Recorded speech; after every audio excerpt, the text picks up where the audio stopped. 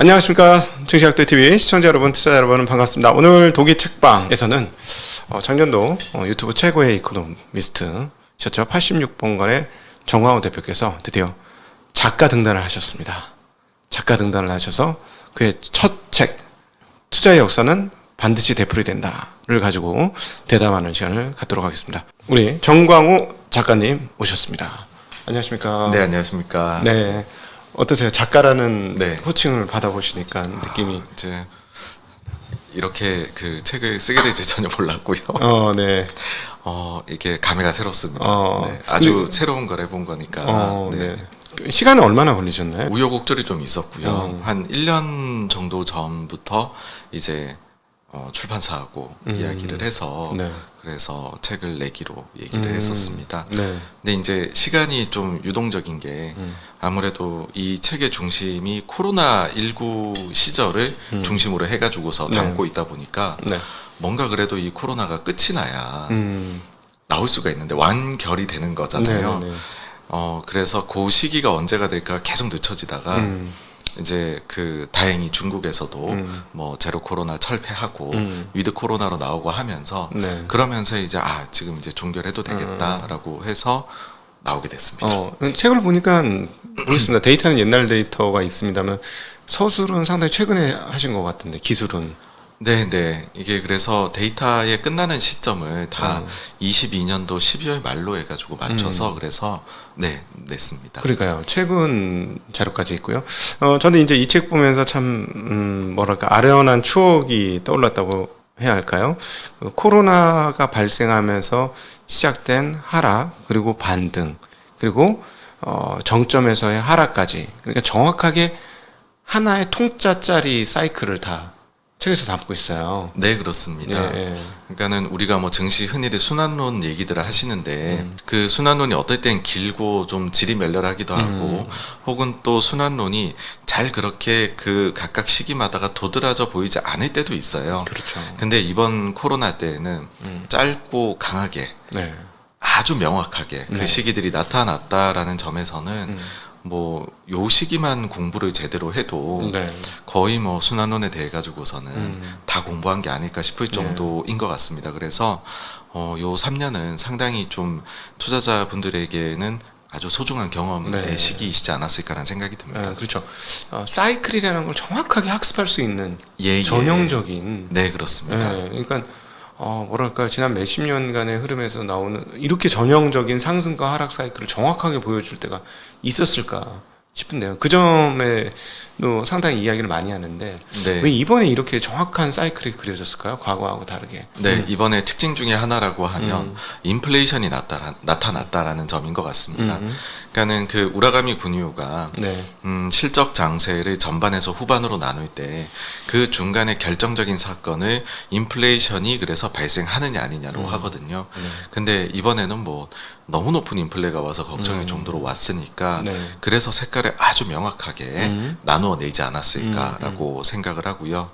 그리고 조금 더 이제 논의를 확장을 해보면 사실 이번에 순환론이 오기 전에 그 전에는 한 5, 6년 동안은 순환론이 없었던 증시 흐름이었습니다.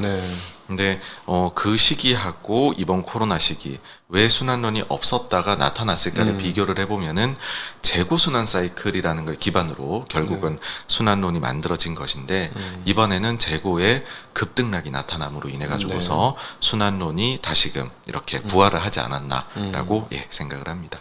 그럼 앞으로도 이렇게 좀 주기적인 이 사이클을 그리는 순환적인 흐름들이 앞으로도 나타날 거라고 보실까요? 강세장 중에 하나인 실적 장세 가는 동안에는 아마도 순환론이 계속되지 않을까라고 생각을 하고요. 다만 그런데 이번에 나타났던 그 인플레이션이나 재고의 급변동 같은 흐름들 이런 것들이 과연 앞으로도 지속될 수 있는 요인인가에 대해 가지고서는 조금 고민이 필요하지 않나라는 생각을 합니다. 이건 어떤 얘기냐 하면은 군유의 책에서도 적혀 있는 것이 향후에 순환론이 좀 약화가 될 수도 있다라고 하면서 그 잠재적인 이유로 IT나 이런 기술 정보의 발달로 인해서 재고를 굉장히 효율적으로 사람들이 운영을 해 나가게 되면 그러면은 재고 순환 주기라는 거는 발생을 제대로 이제 하지 않을 수도 있다라는 것이죠. 네. 근데 이번에가 코로나라는 정말로 어떻게 보면은 예상치 못한 말도 안 되는 일이 벌어져서 재고 사이클이 크게 생긴 거거든요. 네. 근데 이제 100년 만에 일어난 일이잖아요. 그 이제 스페인 독감 이후에 네. 이런 엄청난 재고 충격의 사건이 또 나타나기는 저는 뭐 어렵지 않을까라고 생각을 하고요. 단기간 내에는 그렇게 된다라고 하면은 또다시 효율적으로 관리가 되면서 순환이 재고 순환은 또 사라지는 그런 세상이 오지 않을까로 저는 무게가 더 기울어져 있습니다. 그래서 네. 이번에 실적 장세가 오고 나면 그 뒤에는 또 순환론이 왜 또 갑자기 희미해졌지? 라는 식으로 가지 않을까. 네. 일단은 뭐 그거를 이제 기본 시나리오로 생각을 하고 있습니다. 이 투자를 처음 하시는 분들도 꽤 많이 보고 있기 때문에 재고 순환과 이 사이클의 연관관계를 좀 설명해 주시면 좋을 것 같아요. 네네. 기업하고 이제 경기하고 비교를 했을 때예요. 이제 그 경제가 갑자기 굉장히 나빠지는 것이죠. 그렇게 되면은 기업들 입장에서는 경제가 너무 나쁘니까는 최대한 발주를 내질 않습니다. 네. 그러면은 재고가 줄어들게 되겠죠. 그 시기에는 뭐 기업들도 거기에 이제 납품을 해야 되는 업체들 같은 경우에는 오더가 줄어드니까 얼마나 실적이 나쁘겠습니까? 네. 그렇게 해가지고서 힘든 시기를 보내다가 근데 이게 있어 보니까는 생각보다 세상이 괜찮다라는 거죠. 그러면은 재고를 많이 줄여놨는데 재고 발주를 갑자기 소미업체들이 내기 시작을 합니다. 네. 그러고 나면은 거기에 밸류체인에 있는 업체들이 전부 다 그 영향을 받아가지고서 실적이 올라가게 되는 것이죠. 그러다 보면은 경기가 이제 서로 간에 자극을 줘가지고서 이젠 경제가 또 좋다라는 얘기를 하게 됩니다. 그러면은 재고를 더 쌓으려고 노력을 해요. 잘 팔리니까. 네, 그렇습니다. 그러면은 재고 리스타킹이라는 말도 하게 될 것이고 기업들이 전체적으로 다 실적이 굉장히 좋아지는 게 오게 됩니다. 그러면은 명확하게 이제 실적 장세가 완전히 되게 되는 것이죠. 네. 근데 그래서 영원히 또 좋을 줄 알고서 재고를 쌓아 나가다가 알고 보니 세상이 또 안 좋아지는 거예요, 급격하게. 네. 그러면은 툭 꺾여버리면 과잉 재고가 남게 되고 그런 그 과잉 재고를 할인 판매해서라도 왜냐하면 시즌 오프 된 거를 아무도 사고 싶어 하지 않으니까 할인을 많이 해서라도 판매를 하는 겁니다. 네. 그럼 기업들 마진도 훼손이 되고 또 그러면은 발주를 안 내거든요. 요런 식으로 재고의 하나의 사이클로 인해 가지고서 주식 시장도 영향을 요 사이클에 따라서 된다라고 보는 것이 바로 주식 시장에서의 증시 순환론이고요. 요게 바로 뭐 잘 알려진 사계절이라고도 얘기하고 네. 아니면은 뭐 금융장세, 실적장세, 역금융장세, 역실적장세 네. 요거를 이제 책으로 써내가지고서 유명해진 우라가미 군이오의 네. 그 이론의 근간이 된다. 네. 예, 그렇게 보시면 될 것 같습니다. 네. 뭐 조금 더 쉽게 표현을 해드린다면 식당 생각하시면 좋을 것 같아요. 식당에 손님들이 막 와. 그래서 재료가 없어서 장사를 못해. 그러니까 막 그다음부터 재료를 엄청나게 사놓는 거야. 엄청나게 사놔서 손님이 와서 장사 잘 되니까 야, 더 많이 사면 더 싸게 살 수 있잖아. 더 왕창 쌓아놔 했는데 갑자기 어느 날 그쵸, 네, 손님이 안 오기 시작하는 거죠. 네, 그럼 이제 오래되면 이거 썩어버리는데 네, 어떤 식으로든지 팔아야 되는 맞습니다. 떨이를 쳐든지 어떻게 하든지 해야 되는 그런 상황들이 오는 거죠. 네, 맞습니다. 네. 예. 근데 이제 그 책에서 이제 주로 이 순환 이야기를 할 때는 재고 사이클보다는 방금 전에 말씀해 주셨던 역금융 장세, 그 역실적 장세를 설명을 하셨어요. 그래서 네. 그 부분에 대해서도 많은 분들이 잘 모를 것 같아요. 현실 세상이 굉장히 안 좋은데 주식 시장이 뭔가 바닥을 잡고 올라가기 시작하는 그러니까는 현실하고 금융 시장의 괴리가 발생하는 그 시기를 우리가 금융 장세라고 얘기를 합니다. 이때에는 흔히 금융 완화가 나타나기 때문에 금리를 낮추는 거, 돈을 푸는 거, 맞습니다. 네. 예, 금융 장세가 되고요. 그 다음에는 그렇게 풀려나간 금융 쪽에서의 완화가 실제 경기에도 좋은 영향을 주기 시작을 하는 거죠. 그렇게 되어버리면은 기업들의 실적까지도 좋아집니다. 네. 이때에 실적 장세가 왔다라고 우리가 얘기를 하고요. 그러고 나면은 기업의 실적이라든지 뭐 가령 예를 들어서 현실 세계는 너무너무 좋은데 그런데 그걸로 인해 가지고서 너무 경기가 뜨겁게 달아오르는 거를 우려해서 정책 당국이나 금융 당국에서 긴축에 들어가게 됩니다. 네. 그러면 현실은 좋은데 금융시장이 하락하게 되는 것이죠. 네네네. 요걸 우리가 역금융장세다라고 이야기를 하고요. 그러고 나가지고서 그게 실제로 영향을 미쳐서 실제 기업들의 이익도 점점 뭐 예상한 것보다 나쁘게 나오고 네. 그런 식으로 흘러가게 되는 것을 역실적장세라고 이야기를 하게 됩니다. 네. 그거를 최근에 그 코로나 이후의 흐름하고 한번 비교해서 네. 책에서는 그걸 설명을 해놨는데 그걸 좀 네네. 설명해 주시면 좋을 것 같아요. 네, 뭐 코로나 때 보시면은 2020년 3월 달에 그때 엄청난 충격을 받았지 않습니까? 그러면서 제로 금리에다가 그리고 그 양적 완화 네. 그리고 정부에서도 굉장히 강력한 재정 정책을 펼쳤습니다. 네. 돈을 풀었죠, 소위 말해서. 네. 그렇게 하면서 금융 장세가 왔습니다. 그러고 나서 보시게 되면 2020년도 4분기 정도에 그때부터는 사람들이 이제 코로나하고 같이 적응해서 살아가는데 익숙해지게 됩니다. 네. 그리고 풀려나간 돈으로 인해 가지고서 생각보다는 기업들의 실적이 좋구나라는 또 확인이 되면서 그 뒤에는 그럼 우리가 재고를 너무 줄여놨네, 쌓아 나가야 되겠다라고 해서 급격하게 이게 실적 장세로 넘어가게 됩니다. 그래서 증시가 상당히 랠리를 펼치게 되죠. 네. 근데 또 뜨거우면은 이제 그 다음에 또 식을 차례가 오는 건데. 생각해 보시면 2021년도 한 4분기 정도 네. 그때부터 해가지고서 미국에서 뭐 테이퍼링 얘기도 나오고 그리고 인플레에 대해 가지고서 저는 뭐 결정적인 약세장으로 들어간 순간은 파월 의장이 재선임이 되고 나가지고서는 네네. 그리고 일주일 뒤에 의회 가서 증언할 때 더 이상 인플레이션 일시적인 거 의견 처리하겠습니다. 네, 트리지토리라는 단어가 없어졌죠. 네, 그 시기였던 것 같은데 그때부터 역금융장세에 들어갔다라고 생각을 합니다. 그러면서 실적들은 아직 잘 나오는 것 같고 소비하고도 아주 좋은 것 같은데 왜 주식시장만 먼저 빠지지? 네. 막 그런 게 시작이 됐던 거죠. 그러면서 역실적장세를 원래도 그런 역금융을 겪고 나면은 역실적으로 빠져들게 되는데 훨씬 더 좀 드라마틱하게 안 좋게 만들었던 사건이 두 개가 발생을 합니다. 네. 하나는 우크라이나 러시아 전쟁이고요. 네. 그게 2월 하순에 있었죠. 그리고 3월 말에 보시게 되면은 그나마 코로나 시기에 처음에 시작은 중국이지만은 어떻게나 뭐 제로 코로나로 잘 버텨왔던 중국이 상해 대봉쇄를 3월 말에 22년도 3월 말이죠. 네. 그때 하게 되면서 중국 경제가 와르르 무너지게 됩니다. 네.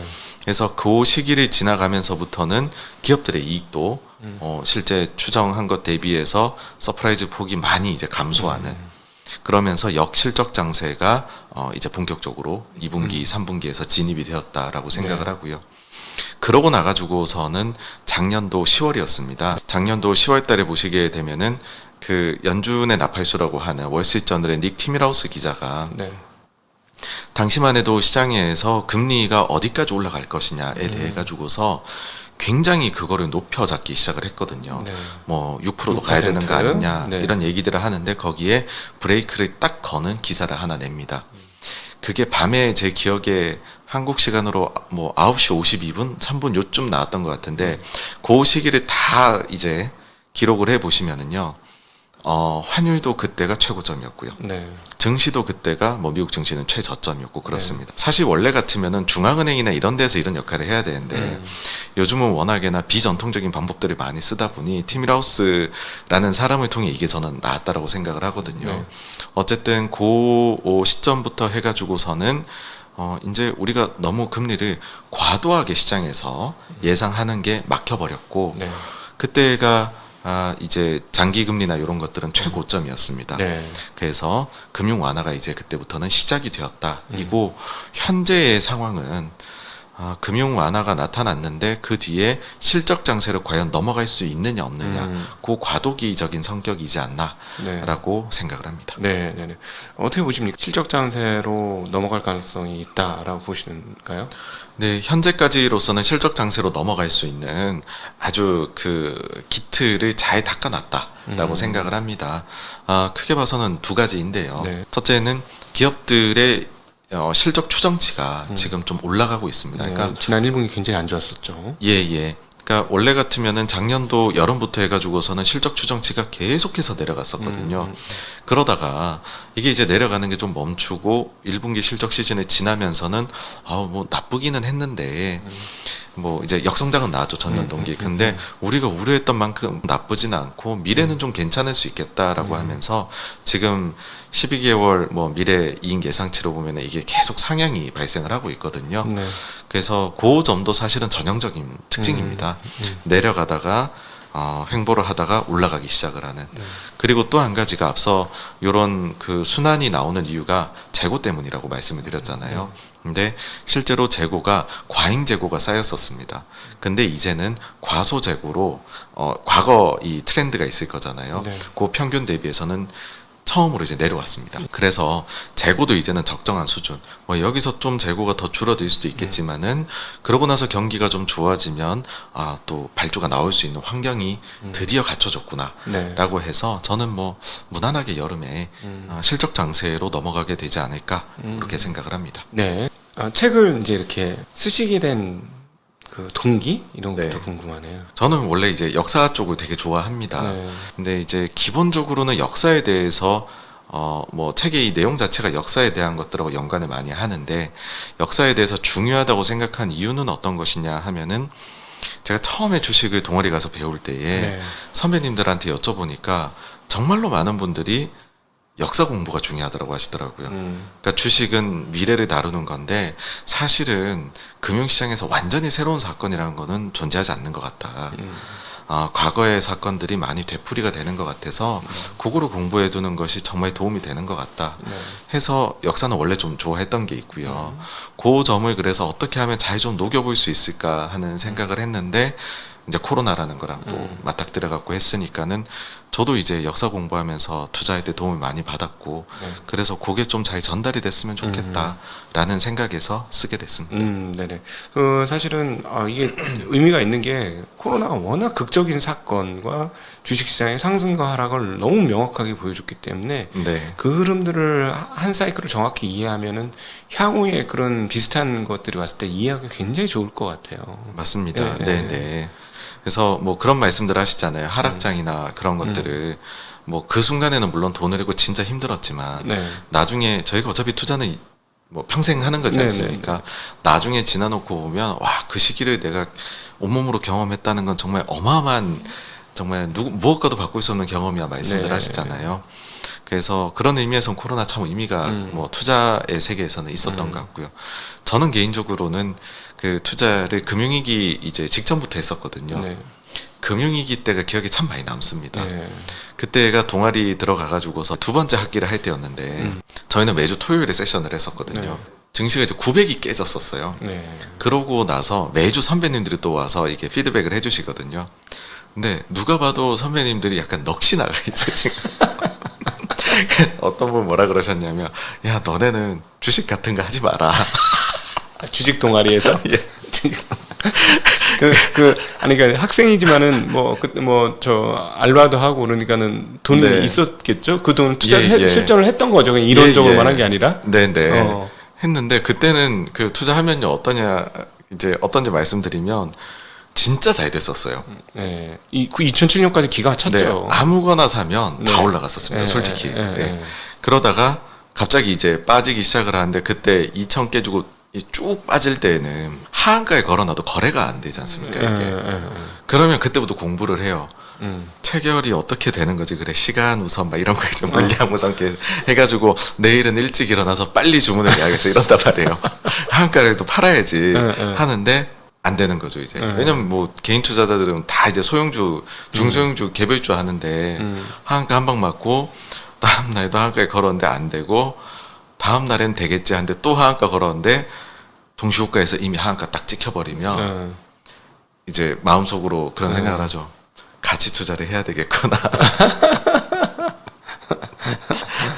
워런 버핏이 괜히 가치 투자하시는 게 아니구나. 막 이런 생각을 막 반성을 엄청 하죠. 네, 원래 깨질 때 반성을 제일 많이 하는 거죠. 공부 많이 하고 뭐 네. 그러지 않습니까? 맞아요. 그래서 이건 벌을 때보다는 깨질 때 공부를 더 많이 하게 되는 경우도 많은 것 같아요. 맞습니다. 그래서 그런 시기를 경험하니까는 막 야, 주식이 어떻게 그럴 수 있어라는 말씀들을 하시지만 사실 금융위기를 겪으신 또 채널에서도 많은 분들께서 그 경험이 있으신 투자자분들이실 텐데 그럴 수 있지 그런 생각을 가지게 되는 게 참 차이가 나는 것 같아요. 그걸 이제 경험했냐 안 했냐에 따라 가지고서요. 그리고 저는 그때 그래도 이제 도움이 됐었던 그런 경험이다라고 하면은 이제 어쨌든 학생이니까는 보고서를 매주 내잖아요. 근데 그 보고서를 낼 때에 또 학생들이니까 배움이 있어야 되니 밸류에이션을 잘해보자 해가지고 뭐 DCF, RIM 뭐 전부 다 막 열심히 공부해서 해본단 말이죠. 네. 근데 그거를 하면 우리나라의 대형주는 전부 다 목표 주가가 2배 이상 나왔었어요 그때. 근데 저희는 그냥 이렇게 쓱 해보면은 2배 이상이 나오는데 그걸 가지고서 그때 이제 1000포인트가 깨졌을 때니까요. 네. 세션에 가면 이제 비판에 시달리는 거죠. 너무 긍정적으로 보는 것 아니냐. 어떻게 2배 이상의 TP가 나온다라고 얘기를 할 수가 있느냐. 저도 그런 생각이 들더라고요. 좀 과한 것 같다 였는데 결국에 나중에 보니까는 그 이상으로 다 갔거든요. 네, 밸류에이션 측정을 해서 예를 들어서 이익이 10배수만 때려도 현재 주가는 2배 네. 이상 가져야 되는 상황이었다. 뭐 네, 이런 게 네. 많았었죠. 그 당시에 예, 주가 예. 워낙 많이 빠져가지고. 그래가지고서 그 뒤에 이제 시기를 이제 겪으면서 제가 배웠던 거는 절대가치 평가라는 거는 굉장히 의미가 있구나라는 걸 하나 배웠고요. 네. 그 다음에 또 하나는 상대가치 평가라는 거는 쓰는 거 되게 조심해야 되겠다였어요. 그러니까 요즘에도 시장 가지고 PER로 한국 시장 분석을 많이 하시는데 네. 저는 사실 그건 반대거든요. 네. 왜 그러냐면 그때 당시에 2100포인트 갈 때 우리나라 PER이 12배 13배라 그랬어요. 네, 포워드 네. PER이 890이 돼도 12배 13배더라고요. 이익 추정치가 반토막이 나버리더라고요. 그래서 아니 그럼 몇 배 사야 되라는 생각이 드는 거예요. 네. 그래서 한국은 이익 추정체 방향성이 중요한 나라지 그 절대치를 가지고 해서는 2100일 때도 못 사고 890일 때도 못 사는 방식이라면 네. 이건 잘못된 거 아닌가라는 생각이 그때 들었었거든요. 그래서 이익 변동성이 한국처럼 굉장히 큰 나라는 이 점을 좀 조심해야 되는구나 라는 것도 상대가치 평가 쓸 때 참 주의해야 되겠다라는 것도 그때 배웠던 것 같습니다. 그리고 소위 말해서 우리가 시장의 분위기라는 걸 얘기를 하잖아요. 네. 그때는 분위기 어떤 게 있었냐면은 제가 들어갈 때가 사상 첫 2000포인트 넘어갔었을 때입니다. 네. 동아리에. 그러니까 동아리 지원자가 많았어요. 네. 면접을 저희가 봤었거든요. 그래서 그걸 뚫고 제가 합격이 된 거죠. 그러니까 막 선배님들이 칭찬 많이 해주시더라고요. 역대 가장 높은 경쟁률을 뚫고 너네가 들어왔다. 최고점에 들어가신 거. 예. 그 얘기를 들으면 팔았어야 되는 거죠, 주식을. 저희 하면 안 됐어요, 주식을. 근데 그걸 듣고 우쭐했죠. 그래, 내가 잘했군. 이러고 가다가. 그때 이미 학창 시절에 투자를 하셨다는 거죠. 예. 하다가 잘 안 되니까 이제 들어갔던 건데. 그러니까 뭐 배우고 싶잖아요. 뭐 여기는 뭐 선배님들도 대단하다고 하고 하니까. 그러면은 그 동아리 들어가기 전부터 주식 투자를 하셨던 거예요? 예, 그렇습니다. 네. 여튼 이제 그랬는데 그 뒤에 막 빠지고 900이 깨지고 나서 제가 또 동아리에 이렇게 지방령처럼 남아서 회장까지 했었거든요. 네. 아무도 지원을 안 하는 거예요. 지금까지도 제가 알기로는 최저 아마 지원자 숫자였었을 겁니다. 그때가. 그때 주식을 샀어야 되는 거죠. 그렇죠. 네. 그때는 정말 빚을 다 내서라도 사야 되는 상황이었던 거죠. 그러니까 그런 정도로 이게 여러 군데에서 소위 질적인 뭐 이게 좀 고급스럽게 포장하면 질적인 지표가 되겠죠. 그런 것들에서도 증시 분위기라는 게 이렇게 느껴지는 거구나. 네. 뭐라는 거를 느꼈었습니다. 아니 그게 그 대중의 심리가 뭐랄까 시장의 고점과 저점을 가장 정확하게 근데 그 당시에 조금 분석하기는 어려우나 가장 고점과 저점을 정확하게 해주지 않습니까? 펀드도 마찬가지 아닙니까? 펀드의 돈이 역대급으로 가장 많이 들어올 때는 거의 고점이고, 네, 그렇죠. 네, 펀드의 돈이 역대급으로 많이 빠져나갈 때는 거의 저점이고. 맞습니다. 네. 네. 그래서 그 운용사에서도 그런 점들을 좀 많이 아쉬워하셔가지고 최근에는 보니까 코로나 때에는 거기에 대해서 되게 발빠르게 대응하신 것도 봤었어요. 네. 뭐냐면 이 정도 지수면은 환매를 하실 게 아니라 오히려 가입을 더 하셔야 된다. 근데 너무 무섭잖아요. 그러니까는 회사에서 그러면 손실이 나면 그 부분에 있어가지고서 몇 프로까지는 이렇게 우리가 물어줄게. 이렇게 해주겠다라는 식으로 구조를 짜가지고서 대신에 수익이 나면 우리도 성과 보수를 좀 더 가져가겠다. 더 많이 갖고 간다. 그런 식으로 해서 오히려 고객분들이 되게 패닉에 빠져 있으실 때 가입을 뭐 이렇게 할 수 있도록 그건 윈윈이 되는 거잖아요. 그렇죠. 그렇게 하시는 것도 봐서 이쪽에서도 어쨌든 그런 걸 보면서 진화를 하는구나 네. 라는 걸 느끼기는 했었습니다. 네, 정말 심각하게 잘 맞춰요. 그 대중 심리가. 네. 네. 맞습니다. 너무 네. 나중에 지나보고 나면 정말 기가 막히게 고점과 저점을 정확히 얘기하는 게 그 일반 그 대중심리입니다. 대중심리. 그러니까 이 사람들 생각의 묶음. 그런 측면에서 보면 지금 뭐 좀 마음의 여유를 가져도 되는 것 같아요. 지금 지수는 올라왔으나 대중심리는 여전히 좀 되게 좀 침체 국면 또는 차가운 국면 아니겠습니까? 네, 그렇습니다. 사실 그게 이제 말씀 주신 대로 전형성이 있고 어찌 보면 순환론에서 금융장세 때는 현실이 너무 안 좋거든요. 그러니까 정말 좋게 볼래야 볼 수 있는 게 없어요. 그러니까. 그러다 보니 당연히 부정적 시각이 생길 수밖에 없고, 사실 그런 점은 우리가 전문 투자자라고는 하지만 펀드 매니저들도 당연히 그렇게 또 영향을 받습니다. 네. 전 요즘에 그 매달 나오는 뱅크 오브 아메리카 펀드 매니저 서베이 보는 게 사실 매달 재미인데 그걸 볼 때마다 매달 더욱더 포지션이 보수적으로 변해가는 걸 보면서 아직도? 예, 그렇습니다. 네. 그러니까 작년에 보시면은 10월 달에 보수성 그 이제 안 좋게 보는 게 가장 최고였을 예, 때고. 최고치를 달했다가 그 뒤부터는 조금씩 나아졌었거든요. 네. 그러다 3월 달에 실리콘밸리 딱 터진 이후부터는 다시 완전히 방향이 돌아서서 심지어는 그 이후에 증시가 오르고 있는데도 계속 더 현금 비중은 높아지고요. 채권 비중이 높아지고 주식 비중은 낮아지고 네. 경제에 대한 전망은 부정적으로 가는 게 더 높아지고 그렇게 매달 오히려 더 강화가 되어 가고 있거든요. 그래서 그런 점들을 보면서 그 분위기 자체는 정말 이거는 깰 수가 없는 것이구나. 네, 나중에 진짜 이익이 확 좋아진다라는 것까지 증거가 나오면 그러면은 현실 매입이 나오겠구나. 네네. 그렇게 생각이 요즘에 네. 들고 있습니다. 근데 거의 그런 게 대체적으로 5분 응선보다 훨씬 높지 않습니까? 그렇게 네, 사람들이 그쵸. 확신을 해서 참여할 때는 보통 한 7, 8분 응선 정도 되지 않나요? 네, 그래서 그게 뭐 좋게 말하면은 현실 매입인 거고 나쁘게 말하면은 일단 그 앞쪽에 있는 금융 장세는 못 먹고 하나 예, 더. 놓친 것이고 그 다음에 실적 장세에서 뭔가를 하게 되는 것이죠. 근데 사실 실적 장세에 가가지고서 투자를 하셔도 또 괜찮은 그 기회들을 발견하시기에는 또 기회들이 많이 있는 것 같기는 해요. 네, 네. 왜냐하면 실적 장세가 보통은 특징 자체가 현실도 좋고 주식도 좋거든요. 네. 그러니까는 인간의 본성이랑 제일 잘 맞아요. 좋은 거를 열심히, 그러니까 그때는 공부하는 분들이 진짜 수익률이 좋으시거든요. 네. 발품 팔아 돌아다니시고 재무제표 열심히 보셔서 좋은 건데 이걸 왜 아직 시장이 반영을 안 했지 하면은 기가 막히게 그 시장이 반영을 해주고 네. 하는 게 실적 장세다라는 거죠. 그리고 실적 장세가 보통은 그 네 가지 장세 구분 중에 가장 깁니다. 네. 그리고 좀 기울기는 완만해졌지만은 우상향을 꾸준히 해주는 장세이고요. 네. 그리고 거기에서 또 아마 스타일이 다르실 거예요. 어떤 분들은 나는 좀 대형주나 아니면은 턴어라운드 주식을 사야지도 있고, 아니면 나는 아주 눈부시게 잘하는 성장주를 사겠어, 중소형주를 하시는 분들이 있으면 보통의 경우에는 실적 장세 전반부에는 대형 턴어라운드주가 좋고요. 네. 후반부에는 그 이제 성장주, 개별주가 좋거든요. 네. 그래서 본인 스타일을 꾸준히 유지하면은 실적 장세에서는 수익이 정말 잘 날 수 있는 구간입니다. 네.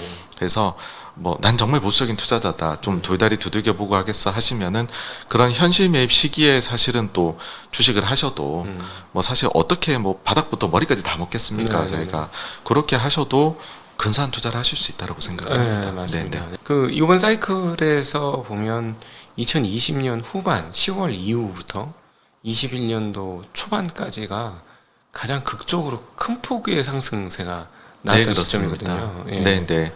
우리 증시가 딱 그런 시기였고 그때가 실적 장세의 전반부였었던 시기이고요. 그러고 나가지고 보게 되면 실적 장세 전반과 후반을 가르는 딱 그 기준이 인플레이션이거든요. 네. 인플레이션이 과연 오느냐인데 21년도 4월부터 미국의 인플레가 2%를 돌파하기 시작을 합니다. 네. 그래서 저는 21년도 2분기에 실적 장세가 전반부에서 후반부로 바톤 터치를 했다라고 생각을 하고요. 실제로 그 모습이 한국 시장에서 너무 잘 나타났던 것이 그 뒤에 보시면은 엔터주라든지요. 아니면은 게임주가 그때 그 P2E랑 연계가 돼가지고 간다라든지 또 그때부터가 2차 전지도 그렇고 네. 삼성전자는 1월 달에 고점을 찍고 내려오기 시작을 했어요. 네. 근데 그 뒤부터는 개별주들이 눈부시게 좋았고 네. 그래서 실제 펀드나 운용사도 보시면 개별주를 한다는 곳들이 그때부터 수익률이 상당히 좋았었죠. 네, 뭐 저도 제가 나왔던 곳이 개발주를 했던 곳이라 네. 전 사실 예전에는 그런 생각도 있었습니다. 제가 처음 회사를 들어갔었을 때는 그게 11년도 말이니까 12, 13, 14년이 참 좋았거든요, 수익률이요. 실력이다라는 착각을 많이 했었어요. 물론 실력도 있었겠지만 근데 운이 너무 많이 따랐던 거죠. 항상 그런 생각을 하죠. 우리 네. 투자자들은. 네. 그래서 나중에 우리에게 맞는 장세였구나 였었고 그 장세가 바뀌고 나니까는 정말 뭔가 뒤로 넘어져도 코가 깨지는 느낌으로 너무 잘 안 되더라고요. 뭐를 해도 안 되는 경우가 있죠. 회사 전체적으로 봐가지고 포트가 또 전체적으로 개별주를 하는 곳들 중에 고생하는 곳들이 많이 나왔었거든요. 그래서 그런 것들을 보면서 왜 그랬을까 라는 고민이 그때 많았었는데 지나놓고 보니까는 그게 어쨌든 순환하는 그런 측면에서는 본인에게 맞을 때가 있고 또 안 맞을 때도 있는 거구나. 네. 인 것이고 뭐 제일 좋은 거야 그때마다 다 카멜레온처럼 바꾸면은 좋겠지만은 저는 이제 장세에 대해 말씀드리지만은 이게 여러분들께서 그때마다 정말 발빠르게 카멜레온으로 하실 수 있는 분들은 하시고 그게 아니시라고 하면 이런 큰 그림을 보시고 내가 지금은 좀 버텨야 되는 시기인지 아니면은 내가 여기에서 그러니까 좀 투자를 내가 진짜 잘해서 잘한 건지 그냥 시류를 잘 탄 건지 그런 것들만 자기 판단이 객관적으로 되어도 투자에서 실수는 정말 줄이실 수 있거든요. 그래서 그런 점들이 좀 와닿으시면 어떨까라는 또 생각도 가지고 맞습니다. 서었습니다. 맞습니다.